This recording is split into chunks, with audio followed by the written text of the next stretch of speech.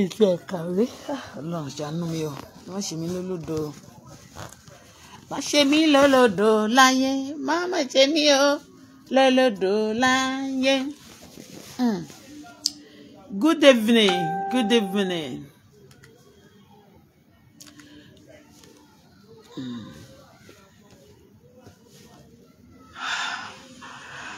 Ìfẹ́ kàwé. Ọlọ́run ṣàánú mi o. Má ṣe mí lólódo. Lólódo láyé.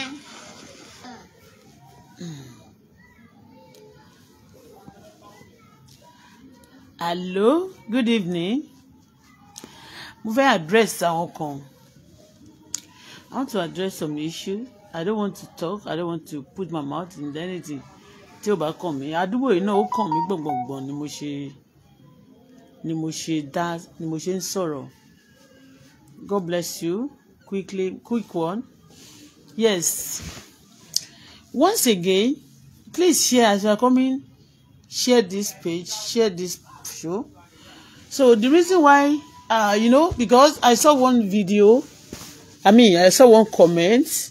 Please come in. Only I'm going to share link. Let me play it. Please, I want you to pay attention to whatever we have to say. All right? We want you to pay attention. Attention.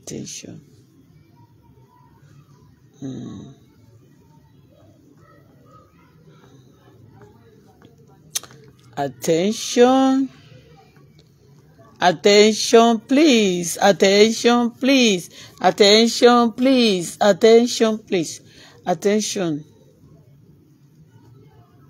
See, listen. I saw this video instead of me to look to about me post illegal.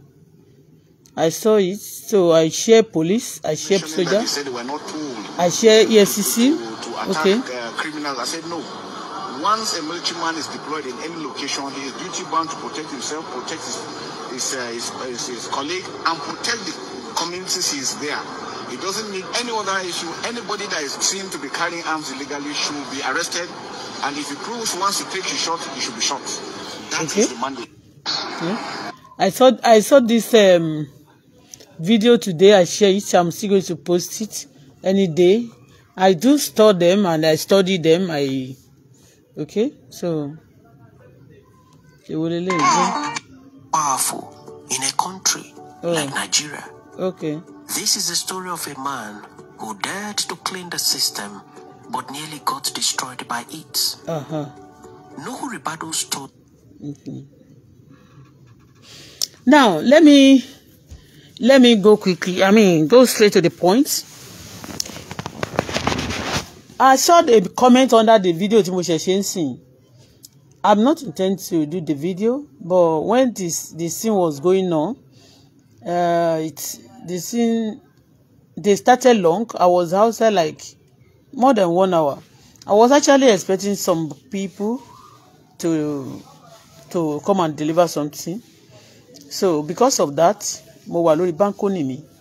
I was there waiting for them so that wọ́n bá dé màá lè sọ pé kí ọmọ lọ ṣí gate fún. And I saw some people wọ́n dúró but wọ́n dúró lé mi lórí but iwájú ilé náà ni wọ́n dó sí wọ́n dẹ̀ pọ̀ bọ̀ kò ń ṣẹjọ́ mi. But after ìgbà yẹn mo rí pé a lot of people also surrounding them, they talking kò ń ṣẹjọ́ mi. Mi ì lè ní kéèyàn má sọ̀rọ̀ ládùúgbò àbí kán má ti ẹ̀jà gan pàápàá. It's not my right to be stopping them not to fight themselves. You understand me? But they cannot kill people around me. Okay? So, except here àbá sílé àbí tó yẹ pé kò ṣe ẹ ti understand bẹ́yẹn. So I saw soldiers standing with some people. I said, okay, I was there. But they won't tell me because I didn't come out for them. I was actually expecting somebody. Mo ń retí èèyàn ni. So later mo rí pé gbà táwọn the soldier left and gbogbo wọn wá lọ ṣá. I was still there sitting down my own. So they went back to ibi tó máa ń jókòó sí tó ń pè ní beer parlour yẹn tí wọ́n ti ń ta nǹkan yẹn. Wọ́n jókòó mo dẹ̀ rí pé wọ́n ti ń pa ìgò. All of them wọ́n pàgò wọ́n fọwọ́ tara wọn láyà wọ́n ti ń ṣòṣì oríṣiríṣi nǹkan kan bẹ́ẹ̀. Ìgbà tí mo dẹ̀ rí pé ẹnìkan ní pàgò ẹnìkejì pàgò ẹnìkẹta pàgò ẹṣẹ́ tó understand. and they were, you know, telling themselves, kinikan ni wọ́n Igbadakodo Baba Shasun beyen. Because somebody was commenting under the platform, under my platform, that Bola, you are in Nigeria. Please, if you want to call my name, please don't call me as if you are my mother. Don't call me as if you are my director. Even if I have a director now, they will call me with respect, okay? Either you call me Mommy Sarah, you call me with respect, okay? Kò sáwọn èèyàn tí n bá fẹ́ pè tí mi ò ń fi respect sí, no matter what. So nǹkan tó jẹlẹ̀ ni. So ìgbà tó dẹ̀ ń ṣe bẹ́ẹ̀ yẹn, you know, ìgbà tí mo wà ní Lekki, somebody now said, oh, if you want to buy land, another person mo fẹ́ dáhùn question yẹn lẹ́ẹ̀kan, mi ò dáhùn, mo gbàgbé. Somebody said, oh, if you want to buy land, you have to verify the area very well before you buy it. You see, when I was in Lekki, ShopRite, mo lọ sínú ShopRite níjọ́ kan, all these boys, wọ́n wọnú shop kan jọ náà, they started fighting. Wọ́n lu sójà ní ọjọ́ tí mo ń sọ yìí. Ìgbà tó bẹ̀rẹ̀ sí na sójà, Tolúwa ni mí, oh, ọmọ mi ti sùn. Do you remember that scene that day tá lọ ra nǹkan ní ShopRite? Àwọn boys yẹn wọ́n na sójà. Mo wá ní ní ìlú tó lọ́ba tó níjòyè. Wọ́n máa ṣe bí pé wọ́n ti mọ tí yóò little things báyìí, they will be fighting themselves, killing themselves. You understand me? And I want to, you know, these children, ọ̀rọ̀ tá ń sọ ń gbà mí yẹn, you don't know that we are saving them. We are saving their knee. Today now, if I'm not outside like that, Zimbabwe is in your video one, because they don't want their face actually one. If I should see any new film, what's that law? Majority of them don't know around what Thomas Sharon Pan. No, me of a coup. But it's like one man say, oh, le jamon now. Maybe we are clinical no court. Most of them don't want, you know. Most of them don't want to die. And people also tell us of say no to killing, say no to killing. Yeah? Some people will be telling you, hey, Bola, you are in the Yashebo Panyoni. Mi ò pa èèyàn. Ẹni tí wọ́n dẹ̀ sọ fún mi náà pé be careful about that. I'm saying it, video tí mo ṣe lẹ́ẹ̀kan yẹn, wọ́n lè gúnra wọn pa náà. A ti rí a lot of video for today tó yẹ pé wọ́n gúnra wọn pa ní èní. A lot of people, it happen every second. Ní Lekki yẹn, ó ń ṣẹlẹ̀ ń pẹ́ ìgbà tí mo wà ń bẹ̀. They fight every time. Mo kàn máa wí pé báwo ni ìgboro ṣe rough báyìí. In fact, ibi báyìí ó tún wà scanty bákan. Àdúgbò Lekki yẹn, ìyẹn ó tún wà rowdy. Lekki dé gbogbo Àjà dé gbogbo ọ̀nà Ẹ̀pẹ́ lọ́hùn yẹn. Tẹ́ bá dé Ẹlẹ́kọ̀ nìkan ló tún dà ipò kò sérò púpọ̀ ńbẹ̀. Èrò ti pọ̀ jù, and bó ṣe ń jà nìyẹn ní Àjà náà ní under the bridge. Tó bá ṣe mistake báyìí níbẹ̀, kó tó wí kó tó bọ̀ wọ́n máa yọ̀ bọ́n sí, wọ́n máa yọ̀ gò sí, wọ́n máa pa, wọ́n máa yọ̀ bẹ́ sí wọn. And everywhere ní gbogbo junction ní Èkó yẹn ó ti dangerous. Ìgbà tí mo wà ní àwọn ìgbà tí mo ṣì wà ní Nàìjíríà ńgbà yẹn, ṣé mọ̀ pé bí àwọn ọmọ yìí wọ́n ṣe ń ṣe ń sìn, ó ìtún lọlẹ̀ díẹ̀. They cover themselves, wọ́n máa rọra ṣe, wọ́n máa ṣe secrets. They call themselves secret things. Now they are no more afraid of anybody. No more respect for the government.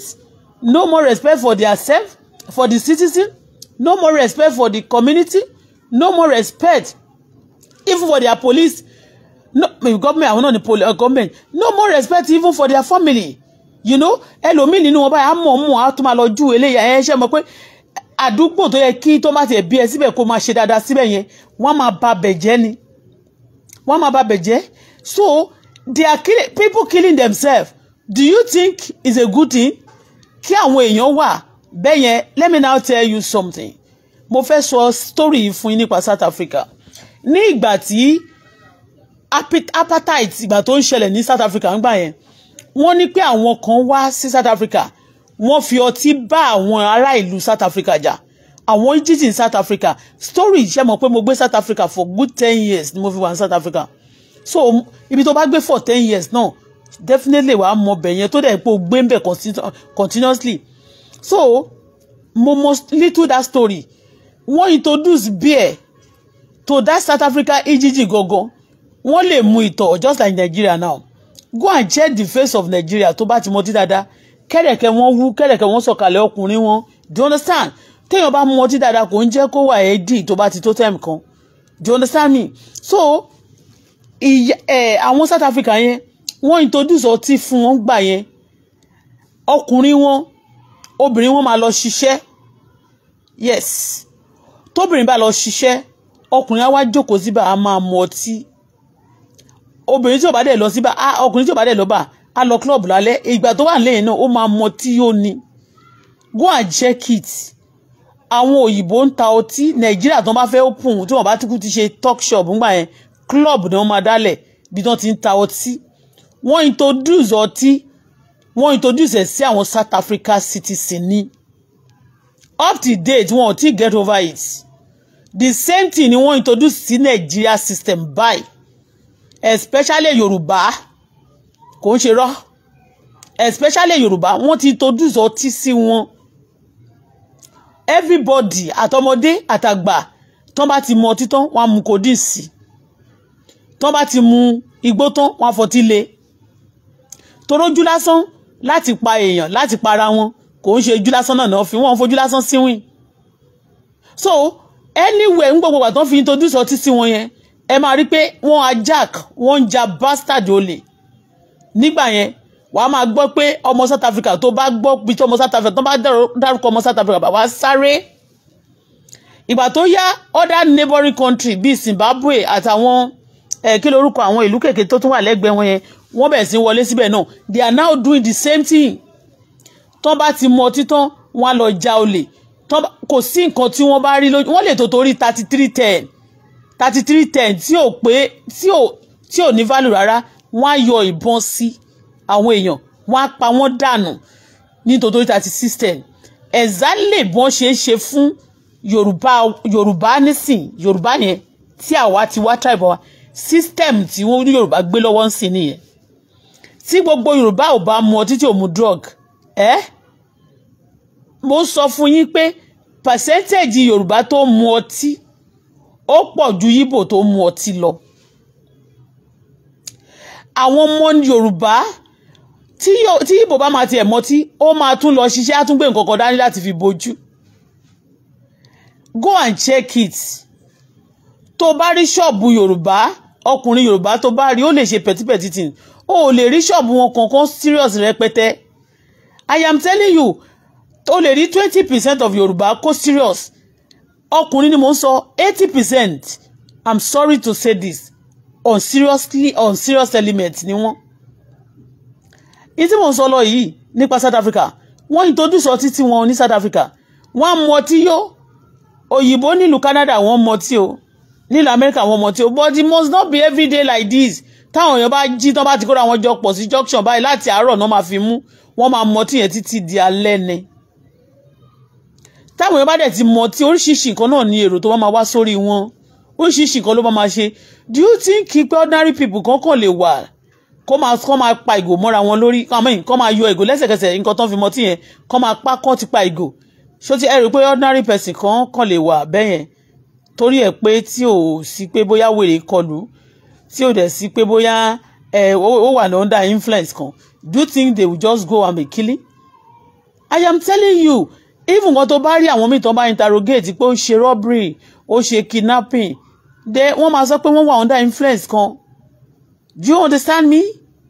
So káwọn èèyàn máa wá ní street kan máa wà ń bẹ̀ kán dẹ̀ máa jókòó tó bá sọ̀rọ̀ wọ́n máa fẹ́ gang up. It's not even good.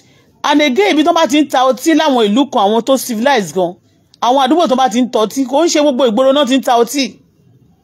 Ní ìlú Dubai bẹ́ẹ̀ yẹn àwọn ìlú tó jẹ́ jàkọ̀jàkọ̀ tó ń sọ pé òkè wọ́n restrict ọtí ṣe rí pé wọ́n ṣe sọ pé wọ́n ò mọtí ní Saudi yẹn rí pé wọ́n mọtí ni wọ́n máa fọ́n ṣe ní secret nìyẹn mi pé we don't legalize this thing. Even though you want to do it, you must do it secretly. You must respect us. Because o bá ti ṣe ní common thing tó jẹ́ pé common things ọmọ kékeré máa lọ bẹ̀ ó máa lọ mú. Tó bá ṣe mọtí yẹn tó ń ṣe yẹn ọmọ kékeré tí ò tí pé 4 years wọ́n rán níṣẹ́ bẹ́ẹ̀ tó máa jókòó tí wọ́n náà ń bẹ̀.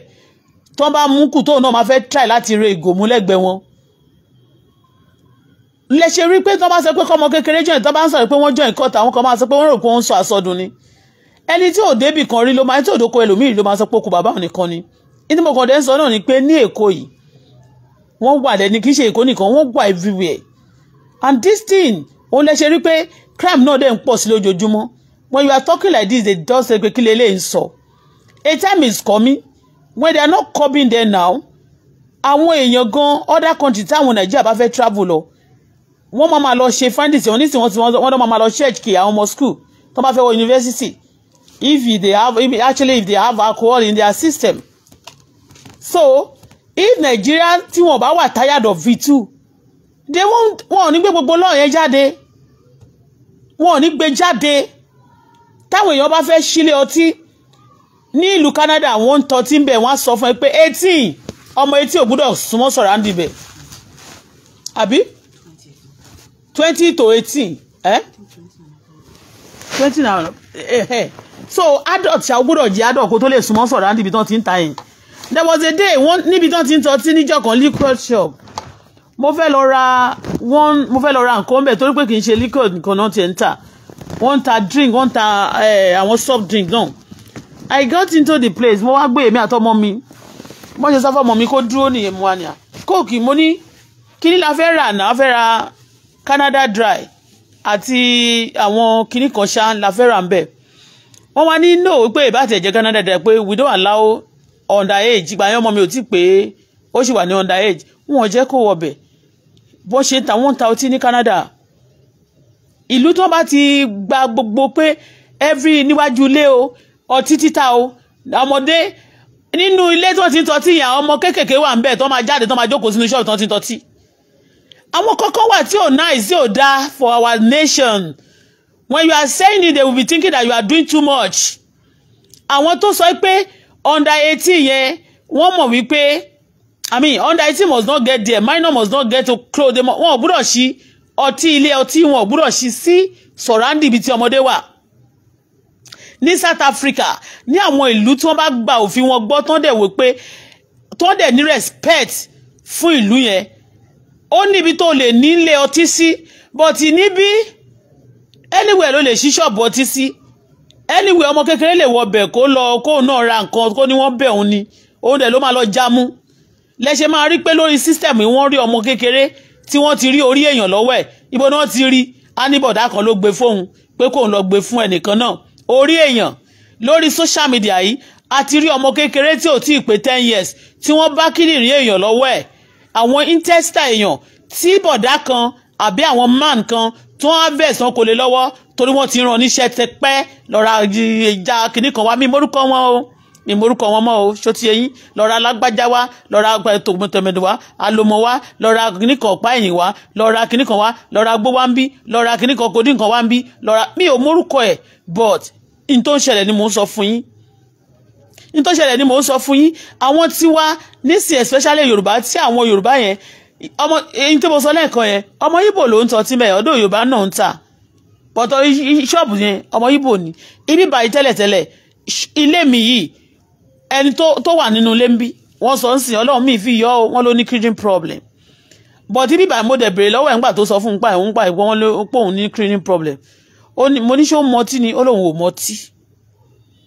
But ibi báyìí wọ́n máa kó ìgò ọtí, ó máa ń ra ọtí fún gbogbo wọn pátá porogodo. Ṣó ti yẹ yín mẹ́yìn wọ́n máa jókòó sínú inú company. Gbà tó dẹ̀ ti lọ tá ti gba ilé lọ́wọ́ wọn sí. Opposite yẹn wọ́n máa jókòó síbẹ̀, wọ́n máa mọtí láti àárọ̀. Tó bá ní kó máa mú sí etí ìgbà tí nǹkan tó kọ́kọ́ dìjà táwọn èèyàn kọ́kọ́ mọ nǹkan tó dìjà ń jọ ẹ̀ tí wọ́n ń sọ story mi, in tó dìjà lélẹ̀ kó tó di pé gbogbo wọn wá yarí àti láre o àti gbogbo wọn o. Ṣé mo yọ àwọn ilẹ̀kùn tí mo yọ yẹn on a good day tẹ́lẹ̀tẹ́lẹ̀ yẹn, I don't even know, mo ti gbàgbé àwọn tó ń jẹ́ iron condemn bí àwọn Haúsá tó máa ń ra àwọn àbókí wọ̀nyẹn. So bó ṣe ń yọ mo ṣáà rí pé gbogbo wọn tí wọ́n ti ẹ̀ ń kí ẹ wọ́n yà bẹ̀rẹ̀ sí ń wá sí sọ̀ráǹdì ẹ̀fẹ̀ lè ṣe wá lóore. Ṣó ti yé irú ọmọ kan tó wá tó ìṣe gòdògbò báyìí tí mo ì máa tọ́ ó lè wọ́n ì máa bá mi mu, mo ì wá nọ́mbà ẹ̀ ni wọ́n ti bá mi, wọ́n máa bá mi mu torí gbogbo ọjọ́ ìṣe ló ń ju ìgò sínú ilé yìí. Ó dẹ̀ gba owó tó ti worth more than 50,000 lọ́wọ́ mi lẹ́yìn tí mo ti dé sí Nàìjíríà yìí. So tó dẹ̀ bìlí pé wèrè tóun ti ń ṣe yẹn láti kékeré yẹn tó bìlí pé òun lè máa tún ṣe lọ continuously nísìn kò ní lè ṣẹlẹ̀. Ṣó ti yé. So ní tí mò ń sọ ni pé gbogbo àwọn kan tí mò ń yọ nínú ilé yẹn, àwọn àbókí yẹn tó bá ti rí pé òun yọ tó ń ṣiṣẹ́ nínú ilé wọ́n máa pariwo iron condemn, àwọn máa rà á, owó wọn lè máa pọ̀. Ṣó ti yé yín. Bọ̀ wọ́n á fún ẹ lówó pé àwọn ò ní afẹ́ gbà lọ́fẹ̀ẹ́ o torí àwa náà ò ní lọ tà lọ́fẹ̀ẹ́, a máa lọ tà ni. Bọ̀ jẹ́ ká fi ṣòwò. But àwọn Yorùbá wọ́n á jókòó wọ́n á gbà wọ́n á fẹ́ gbà lọ́wọ́ ẹ̀. Tó bá dẹ̀ máa gbà báyìí ọtí yẹn náà máa kọ́kọ́ lọ mu àti gbó. Tó bá ti mu gbó tán mu ọtí tán wọ́n wá lọ gbóbìnrin. Àwọn náà máa ṣakọ ìyàwó mi sóúnjẹ sórí tébù sí. Àwọn tí ò tó gèlètè tó ń mí fìn wọn ò ní plan fún gbogbo ọmọ tí wọ́n bí yẹn o gbogbo ìgbésí ayé tí wọ́n ń lò wọn ò ní plan kankan fún o wọ́n wá jókòó tó bá ń bá rẹ́ nìkan tó ní ṣéǹjì lọ́wọ́ tó fẹ́ gba nǹkan tẹ́nìyẹn ní tó bá kọ̀ báyìí wọ́n sọ dìjà mọ́ ẹ lọ́wọ́ ni so isi mo sọ ni pé isa já nínú ilé gbogbo lẹ̀kùn tá à ń yọ àtàgbọ́n wọn àwọn nǹkan tí ó ní iron tó ní metal lára tí à ń yọ kó nínú ilé yẹn tí wọ́n dẹ̀ rí pé ó máa di owó fáwọn tí Haúsá dẹ̀ wá àwọn ọmọ àbókí yẹn dẹ̀ wá tó dẹ̀ sọ pé àwọn máa rà á lọ́wọ́ mi wọ́n máa fún mi lówó ó jẹ́ kó rí wọ́n gbóná ìgbà tí mo wá ní òkè lára ìgbà tó kọ́kọ́ yá èyí tó bú mi yẹn ó ti gbé kan lọ nínú ilẹ̀kùn yẹn tó tà fábòkí tó jẹ́ pé owó gidi ló máa gbà ń bẹ̀ so lẹ́yìn náà at least I'm telling you kò lè gba less than 20-something thousand nínú èyí tó gbé níjọ́ yẹn lọ́hùn so lẹ́yìn ìgbà yẹn tí mo wá rí pé in tí mò ń yọ yìí owó ni mo fi rà náà tẹ́mi báyìí tí wọ́n bàjẹ́ yẹn kí wọ́n máa kó fẹ́ nìkan so bóyá system wọn bẹ́ẹ̀ mi ṣe ròyìn gbà ó so ọpọlọ tẹ̀sí ẹ̀ta lélẹ̀ so tó bá bàjẹ́ tẹ́ bá bàjẹ́ yẹn tẹ́ bá ti wá ń ja tá bá ń ṣèǹjì ẹ̀ eventually a máa tún kó fún yẹn máa tún fi make owó tẹ́ bá fẹ́ try láti bá yé wa jẹ́ tá bá tún fẹ́ tún ayé wa yẹn ṣe máa make owó lára ẹ̀ ìkà tó ń ṣe nìyẹn bọ̀ kì í ṣe ìkà yẹn ni mo wá ṣe sọ́nsìn wọ́n dúró wọn náà fẹ́ gbà wọn lẹ̀kùn yẹn lọ́wọ́ mi wọ́n sọ fún mi ìkan dìdì wá ni ó ní màmá ẹ fẹ́ ó ní ẹ jẹ́ ká jọ láyín ká kúkú kó ilé náà lọ ká lọ tà á tó bá tà kì í ṣe pé wọ́n fẹ́ lọ fi ra mọ́ wọ́n fẹ́ lọ fi sanwó skul ọmọ wọn ò ní lọ fi bẹ̀rẹ̀ business wọ́n máa lọ fi mọ tí ó ní wọ́n lọ ra gbó èmi ò dẹ̀ lè máa fún ẹni tó bá ti ń mu igbó tó mu gbogbo codeine tó mu nǹkan oríṣiríṣi tó máa ṣe tán tó máa lọ máa gún ara wọn pa èmi ò lè máa sponsor wọn mi lè máa fún wọn lówó no I cannot give them money but téèyàn bá ní ebi ń pa ń sìn tá a dẹ̀ rí pé kò kí ń mu codeine kò ń mu gbó kò ń mu gbogbo drugs a lè fún lóúnjẹ bọ́ọ̀tì mi ì lè sọ pé kẹ́nìbọ̀dì náà má lọ ṣiṣẹ́ kó a máa tọrọ oúnjẹ lọ́wọ́ mi mi ò ń ṣe ní mi ò ń ṣe mi kò sí mi ò ń ṣe mother Christmas you understand me but nǹkan tó fẹ́ ṣe nìyẹn tó bá wá ta ọjà yẹn tá bá jẹ́ pé a kó gbogbo àwọn condemn yẹn fún wọn kán lọ tà wọ́n lọ wá gbogbo owó yẹn wọ́n lọ fi ra ògógóró mu lọ́dọ̀ ọmọ Yíbò tó ń produce ṣé èmi yẹn ní level tí mo wà ń sìn kàn fi mí jẹ gómìnà Lagos State mi lè fún wọn lówó mo sọ yẹn mi lè fún ọmọ tout ọmọ those people who are not working who want to destroy themselves I will never contribute to their destroy pé mọ̀ kí wọ́n máa contribute láti jẹ́ pé kàn destroy ara wọn it's like mo support wọn ni pé ẹ pa ara yín ṣó ti yé ẹ máa bá yí ara yín jẹ́ ká má ṣe pé ọmọ wa ò sínú wọn Ọlọ́run má jẹ́ ká ṣorí burúkú tó bá ń ṣe nǹkan kan surrounding ẹ tí ò dáa ní vicinity ẹ tí ò wá òkè tó ò dẹ̀ kọ́ṣọ̀ wọn ó máa rẹ̀ níjọ́ kan do you understand you fought you mama sọ pé nǹkan kan tó ṣe surroundings ẹ kò lè kàn ẹ́ torí wọn tára léèyàn bá ń jẹ kòkòrò tí ò bá dáa ó máa rebook ẹ nítorí pé nígbà tó bá di wàhálà tó bá ń ṣe kò ní jẹ́ kó sùn lóru you have to be careful so ìwọ tó sọ pé Nàìjíríà ló wà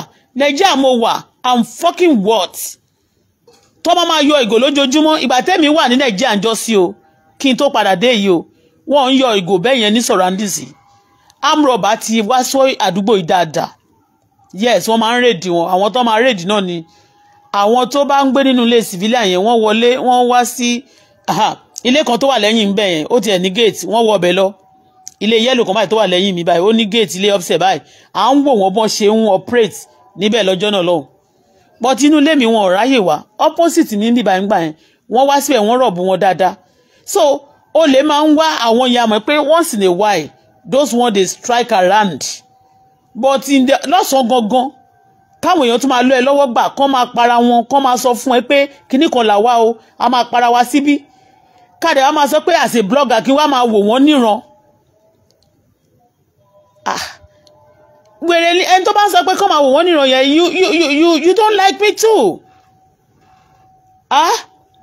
you don't like me too ìkan nínú wọn lẹ́ẹ̀kan sọ pé má jẹ́ kán fojú ẹ síbẹ̀ yẹn o wọ́n máa fi ẹ́ pawó owó wo ni wọ́n fẹ́ pa ojú wọn ò pawó I'm not hearing anything on this social ní orí Facebook yìí no àwọn èèyàn ń gba 1,000 lórí YouTube do you see me there every day go and check my page àwọn kan mọ̀ dúró sọ fún mi pé ó máa make owó gbogbo àwọn tó tẹ̀ ń sọ pé máa make owó yẹn omi tí mo ṣe sádùúgbò yìí mo máa wo caterpillar kì í ṣe pé wọ́n máa yọ pọ́ǹpù ẹnìkan máa wo tí máa parẹ́ wọ́n máa padà ṣe míì fúnra wọn ni wọ́n máa padà dá owó ní àdúgbò yìí fi kọ́ nǹkan míì ni torí wọ́n tẹ̀ máa ń sọ pé ó fẹ́ fi wá powó omi tó ń pọn èmi mo ṣe síbẹ̀ o mi ti bẹ̀rẹ̀ blogging kí n tó ṣomi yẹn fún wọn o kẹ́ ẹ lè mọ̀ wípé wọn ò fẹ́ goodness anybody they just want to use you because orí wọn ò pé they are not thinking right tó dẹ́ni tó bá ti mọ tí tó dẹ̀ ń ṣe nǹkan burúkú bí àwọn tó ń ta páàtì èèyàn tí wọ́n ní wọ́n ń ṣe oríṣiríṣi tí wọ́n fẹ́ ṣe yahoo plus oríṣiríṣi tí wọ́n ní ṣiṣẹ́ tọ́kàn máa sọ pé wọ́n fẹ́ ṣe yahoo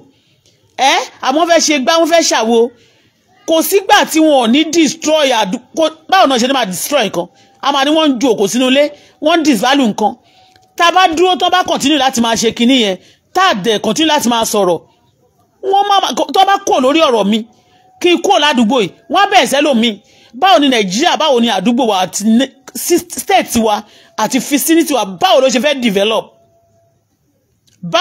develop béèrè mo béèrè ní o báwo ló ṣe fẹ́ develop èmi ò káǹtì ẹ̀ pé anytime tẹ́ bá dẹ̀ máa wo ọ̀rọ̀ wọn at the end of everything little things that wọ́n lè ní wọ́n ní girlfriend kan wọ́n ń jà lórí ọ̀rọ̀ kìíní kan ó dá sí girlfriend mi ìgbà tá à ń jà wọn àti òun bá girlfriend òun sọ̀rọ̀ eléyìí dá sí just like wọ́n ṣe na Mohbad pa tí wọ́n náà parapọ̀ tán wà lọ tí jábọ́ lókè I don't know. So ìwọ tó ń sọ̀rọ̀ yẹn ìwọ tó comment yẹn pé Auto Bola they should nígbà tí kí tó tún padà lọ settle down sí Canada yẹn do you know what mo sọ pé bí mo ṣe ní ṣọ́ọ̀bù síwájú ilé mi mo ṣe gate méjì kò sẹ́ni tó lè wọnú ṣọ́ọ̀bù mi directly anything tó bá fẹ́ o máa náwó ni wàá sọ fún mi wọ́n á dẹ̀ náwó máa mú fún ẹ mo ní gate méjì ni mo ní sínú ṣọ́ọ̀bù yẹn tó bá kọ́kọ́ ṣí gate mo níkan mo tún wá níkan níwájú tó yẹ pé wọ́n kàn lè dúró lẹ́nu ọ̀nà ni gbogbo táǹkó sínú gbogbo iléeṣẹ́ mo fi mo ṣe gate síbẹ̀ and it's always lock so mi ò gba àwọn èèyàn easily láti máa penetrate into my premises and it's not good for me also láti máa dé every time kó máa sọ pé wọ́n ń jùgò wọ́n ṣe àdúgbò yẹn kò rí bẹ́ẹ̀ yẹn gan náà tẹ́lẹ̀tẹ́lẹ̀ kó pí gbogbo èèyàn kàn jókòó 247 bẹ́ẹ̀ yẹn kó máa wá ọkùnrin kó máa sọ pé ọtí no kò rí bẹ́ẹ̀ yẹn ìsàlẹ̀ lọ́hùn níbi ó jìnnà bí junction yẹn náà máa sọ pé wọ́n máa ń jókòó síbẹ̀ bọ́ èmi ò fojú mi rí bọ́ tó wá di pé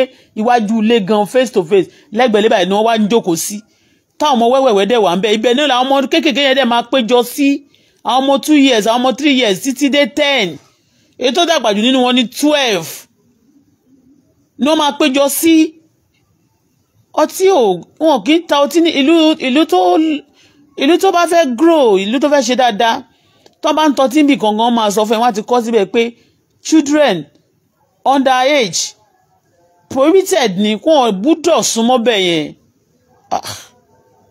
kókó wọn gbúdọ̀ súnmọ́ bẹ̀ yẹn àwọn ìwà ìburúkú kan ó gbúdọ̀ máa ṣe níbi tọ́mọ kéékèèké bá wà wọ́n ń jọ ìgò mọ́lẹ̀ níbi táwọn ọmọ 12 years wà tí wọ́n pọ̀ wọ́n máa pa ọmọ kéékèèké wọ́n máa dó síta báyìí pé kì í ṣe àdúgbò nìkan ló ti ń ṣẹlẹ̀ every junction ló ti ń ṣẹlẹ̀ ní Lẹ́kì yẹn ó ṣẹlẹ̀ ń bẹ̀ gbogbo wọn pátá wọ́n ti sọ ìwà burúkú wọ́n ti sọ di nǹkan tó jẹ́ normal things tí wọ́n kàn lè máa ṣe ní orílẹ̀-èdè wa kódà kékeré la rẹ̀ ti ń kẹ̀pàrókò tó bá dàgbà tán ẹbọ ló máa gbà gbogbo tá à ń ṣe yìí tá à ń sọ yìí tó bá yá nísìnyí ṣe bí wọ́n ń bẹ̀bẹ̀ pé wọ́n ń gbẹ̀rù lọ́wọ́ èèyàn pé fún wa by force tó bá yá ni wọ́n máa tipátipá ni tó bá ti fún wa àwọn máa pa ẹ́ bí ó lè ojúkorojú ṣe mọ̀ pé tẹ́lẹ̀tẹ́lẹ̀ àwọn èèyàn máa wá lóru wọ́n wá jalè wọ́n bá dẹ̀ rọ́ọ̀bù tán wá sá lọ wọ́n á fi nǹkan bojú wọn tó bá ti yá ń sìn wọn nìkan ní líǹdà ti fi nǹkan bojú wọn á tún máa sọ nǹkan tó wọ́n jẹ́ pé lè làwa ò kìnnìkan àmọ́ pé orílẹ̀-èdè le ṣùgbọ́n ṣé wọ́n dìídì fẹ́ fi sísítẹ̀mù fi ọtí ba orílẹ̀-èdè Yorùbá jẹ́ ni Yorùbá àwọn àṣà Yorùbá wa jẹ́ ọdún Yorùbá láìkọ́ tí náà Yorùbá láìkọ́ tí dáadáa torí gbogbo tradition wọn tán náà máa ń ṣe yẹn náà bí pé kán fọtí yọnu kán dà sórí mọ́tò kó ba ẹ́ńjì mọ́tò jẹ́ kán fi ọtí yọnu láàárọ̀ kán náà fi sórí nǹkan kan you understand all these things náà òun ló bá wa dé gbogbo bí tá à ń ṣe yẹn wọn máa tó máa ti wọn fi system ògógóró nǹkan kórújú wọn máa ṣá àmì kórí wọn máa gbóná wọn á fi yọnu ó nìyẹn o kò sí ìlú tó bá ti mu ọtí jù tí ayé àwọn tó bá develop láti máa mu ọtí yẹn lójoojúmọ́ táyé wọn máa ń da torí ẹ̀ ni wọ́n ṣe condemn àwọn South Africa ọkùnrin they useless them majority of them àwọn ọmọbìnrin wọn máa sọ pé àwọn ò lè fẹ́ ọmọ South Africa nígbà kan mi lè sọ ń sìn o wọ́n wá ń sá lọ sí orílẹ̀-èdè bòmí láti lọ fẹ́ kó sí ìlú tí South Africa tó bá jóbìnrin tí wọn kì í fẹ́ wọ́n máa ní wọ́n hate ọkùnrin wọn torí pé wọ́n máa ní wọ́n lazy ọtí ni èyí tó bá lọ ṣiṣẹ́ gan tó bá ti lè ṣiṣẹ́ for some hours báyìí ó máa padà lọ jókòó ni ó fẹ́ lọ mọ tí ẹ̀ ni tó bá ti lè pa owó tó máa fi rọ́tì mu báyìí ó ti ń padà sílé nìyẹn exactly nǹkan tí Yorùbá wá ń ṣe nìyẹn o tó bá ń ṣe mí sọ pé gbogbo Yorùbá ló ń ṣe o but exactly bí àwọn Yorùbá ṣe ń ṣe ń sìn nìyẹn so wọ́n dẹ̀ introduce ọtí yẹn fún wọn nígbà yẹn ni láti bà ayé wọn jẹ́ láti distract wọn wọ́n dẹ̀ ti mọ̀ pé tó bá ti ń jẹ drug tó mu ọtí the next thing náà ni pé wàá máa kóbìnrin HIV wá pọ̀ ní South Africa kò sí ọjọ́ kan ní ọjọ́ Saturday kan náà máa ń ṣe funeral wọn tí wọn ò ní ìdílé kan ò ní rí èèyàn bíi méjì àbẹ́yàn kan sí ní ìlú South Africa go and check it ó wá di pé funeral home ni wọ́n ní jù ní South Africa ní time kan téèyàn bá ti mọtí the next day wá kúrò mẹ́yẹn sìn wọ́n á bóbìnrin sọ̀rọ̀ tó bá dẹ̀ ti bóbìnrin sọ̀rọ̀ wọ́n á lọ bá sùn bóbìnrin ṣe ń contact tó ti ń ní HIV ló wọ́n máa ní oríṣiríṣi infection diseases tó jẹ́ pé uncurable torí pé wọ́n mọtí ni orí wọn gan ò pé ńgbà tí wọ́n lọ bára wọn sùn no condom nothing even going with condom is ó dangerous spiritually and physically talk less of àwọn tí ò tún wá nílò anything wọn ní nílò potential kankan fún ara wọn wọ́n mọtí yẹn ẹ lọ wo rituals tó ń sọ pé HIV náà ó wá ti wá flow kò pọ̀ bẹ́ẹ̀ yẹn mọ́ ní South Africa ó ti pọ̀ bàjẹ́ ní Nàìjíríà ń bíbá àjàjà ní Èkó yìí wọ́n ní lára àwọn state tó ní HIV jù òun náà ní Èkó nítorí pé wọ́n mu ọtí bí omi téèyàn bá dẹ̀ ti mọtí tán ìṣekúṣe ló máa ṣe the next thing dára ẹ bá fẹ́ máa wálẹ̀ báyìí á máa dàbí pé kó bóbìnrin sùn ni tó bá dẹ̀ ti bóbìnrin sùn ìdá ọmọ yẹn wọ́n plan ẹ̀ nǹkan méjì ló máa jèrè nínú ìdá kó kó infection or kó tún lóyún kó ṣáà máa fọ ọmọ yẹn kó máa bímọ kó máa ní untimely marriage kó máa ní on agreement unwanted child kó máa ní oríṣiríṣi nǹkan to destroy and to ruin the system and to destroy the plans of the system of the government. Àwọn all these things náà tá máa ń wò pé kò dẹ̀ da kò matter ó ń contribute in tó matter gan sí system wa tó ń destroy wa gan seriously.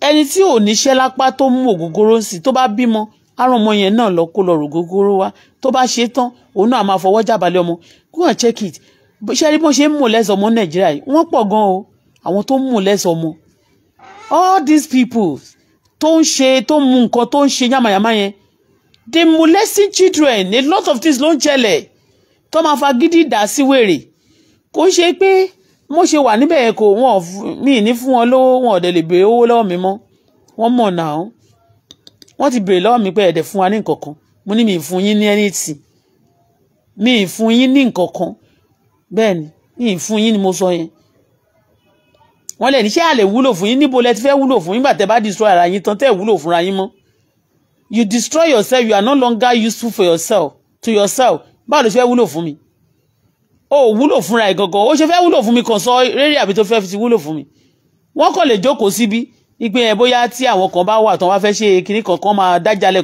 mi ò fi tọ́ọ̀gì ṣe security mi ṣó ti yẹn if you are good to yourself you are useful to yourself you can be useful to others and useful to me too. Wọ́n ṣe yàmàyàmá àwọn tó ń gbénu flat yẹn ò lè rí ọmọ wọn tó bá tẹ̀ bímọ gan ò lè rí wọn kọ́kàn bímọ anyhow ìwọ ló wà àwọn tó ń struggle yẹn tó manage gba yàrá kan they will have plenty children like that kò ń ṣe ẹjọ́ náà torí pé ológogoro ni bàbá ológogoro ni ìyá. So ológogoro ni bàbá ológogoro ni ìyá ẹ lọ wo gbogbo ìlú kò sí ìlú tó ti ń ta ọtí ṣùgbọ́n everybody gbogbo ìlú tó ṣe dáadáa ni wọ́n sọ pé ọmọdé wọn gbọ́dọ̀ máa ṣí ṣọ́ọ̀bù ọtí síbi tí ọmọdé bá wà. Bẹ́ẹ̀ ni ọmọdé ò kí ń wọnú ṣọ́ọ̀bù ọtí ní Nàìjíríà, kò sí nǹkan tí ẹ lè bá ọmọ kékeré nídìí ẹ̀. Bẹ́ẹ̀ ni ìyẹn bó ṣe jẹ́ lónìí o. À ń lọ báyìí, a máa tún padà wá. Ìwọ tó sọ pé Bọ́lá, just remember you are in Nigeria. Ṣé lẹ́ǹkan yẹn kí n jẹ́ kí wọ́n gún ara wọn pa tán síbí báyìí? Ẹ̀jẹ̀ ti jẹ́ nǹkan kan fún yín. Ẹ̀jẹ̀ blood is, I don't like it. Ọmọ kan wá síbí báyìí níjọ́ yẹn, ìkan ọmọ kan tó fẹ́ ṣí gate, ó wá fi gate mú lẹ́sẹ̀, egbò ẹ̀jẹ̀ jáde lẹ́sẹ̀. I don't feel good that day. Wọ́n ṣe gbé ẹran wá fún mi pé mo fẹ́ ṣe ọbẹ̀ báyìí, mo ò lè ṣe, mo kàn ní kán lọ gbé sókè, mo kàn ní kán lọ gbé gbogbo kíní yẹn sẹ́gbẹ̀ẹ́ ni. I don't like it o. Kíní blade kan ya ọmọ mi lẹ́sẹ̀ ní ẹ̀gbẹ́ ní Canada níjọ́ yẹn. For days like this, ara mi ń ṣe bákan ni. I don't like it. Mi ò sínú group fẹ̀jẹ̀wẹ̀ náà. Tẹ̀ máa rẹ́jẹ̀ tí ó jẹ́ pé ó máa kò ṣe nǹkan kan fún yín. Ìjẹ́ ni. So tẹ́ bá dẹ̀ fẹ́ máa mu ọtí yẹn, ẹ continue láti máa mu. Ọmọ Ìgbò ló ní ibẹ̀ yẹn, òun ló ń tọ́tí. Yorùbá ní gbogbo àwọn customer ẹ̀. Àwọn young girl Ìgbò ni customer gbogbo tó ní Yorùbá ni.